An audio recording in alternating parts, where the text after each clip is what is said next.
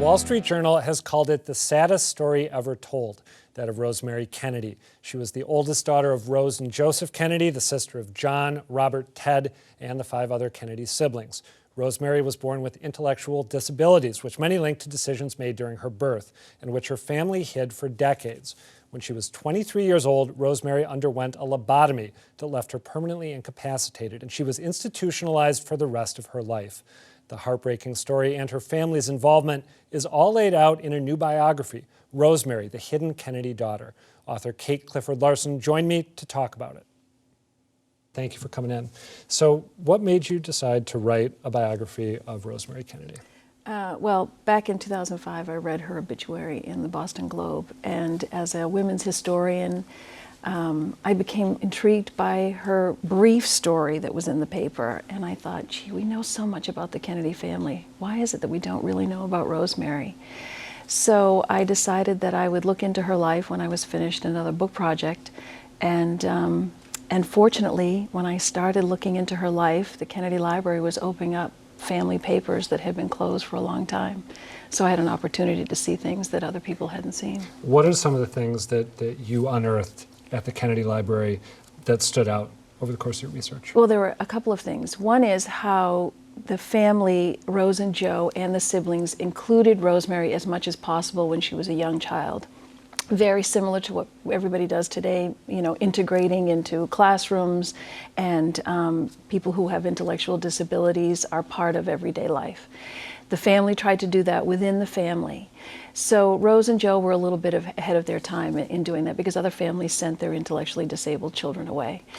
But then I discovered as she grew older, Rose and Joe started sending her away to many, many different schools, and that was really a very different story than we had heard before. I want to ask you to talk about what happened after that term, but first, if Rosemary Kennedy were alive today, how would she be diagnosed?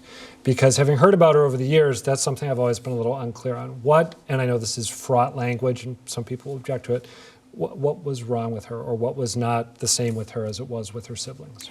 It was clear that she had significant intellectual delays and disabilities, and they started appearing when she was a toddler. She, you know, couldn't do the things that other toddlers were doing. She was slower to walk and talk and use a little spoon in a bowl and use a cup.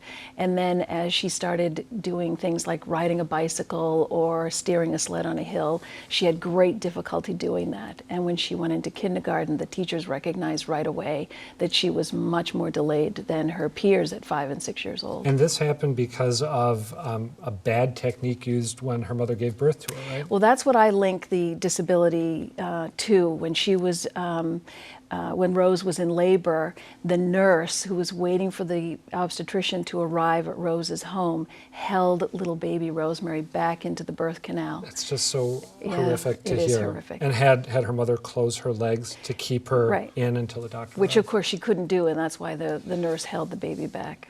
All right, so when the family's attitude toward Rosemary starts to turn, why do they begin sending her away? I think she was 11 years old when they first sent her away to boarding school, which is really young, and for a very immature and disabled young girl, that was very difficult on her. I think it was because they had exhausted the public school and private school options that they were trying, and they had no recourse, or they felt they didn't have any other recourse.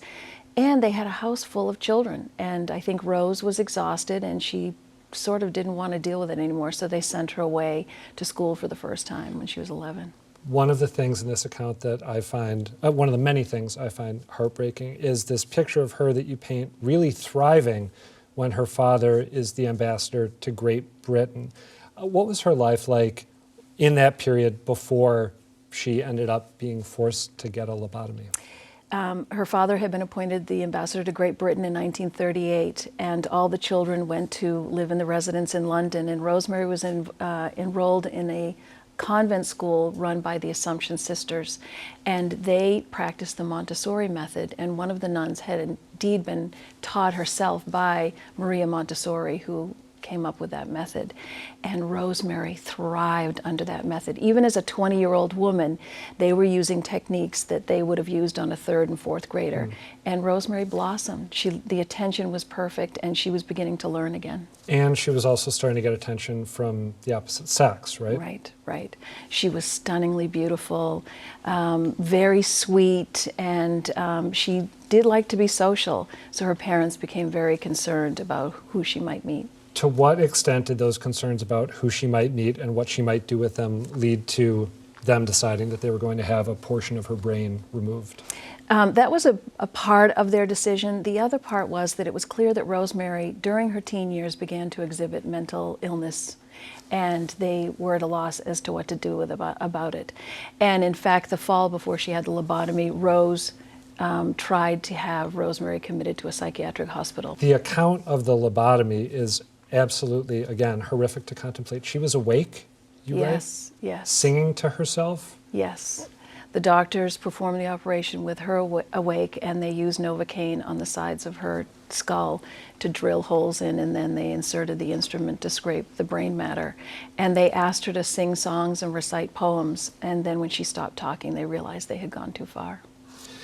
So after she has this horrific surgery, I've used that word about 10 times in this interview, pardon me, then she's sort of put off far away, right? She ends up in Wisconsin? Right. The first few years she was at Craig House, a psychiatric hospital north of New York City. And then in 1949 she was transferred to St. Coletta's in Jefferson, Wisconsin, which was a Catholic institution. And she remained there until she died in 2005. I want to give you a chance to end on an upbeat note, but I have to notice that the family had a lot of trouble being honest about what had happened with her. They talked about her being slow or at sometimes retarded. There was a quote that absolutely stunned me from Joe Kennedy to the journalist John Siegenthaler in the 1960 presidential campaign. I don't know what it is that makes 8 children shine like $1 and another one dull. I guess it's the hand of God, but we just do the best we can and try to help wherever we can.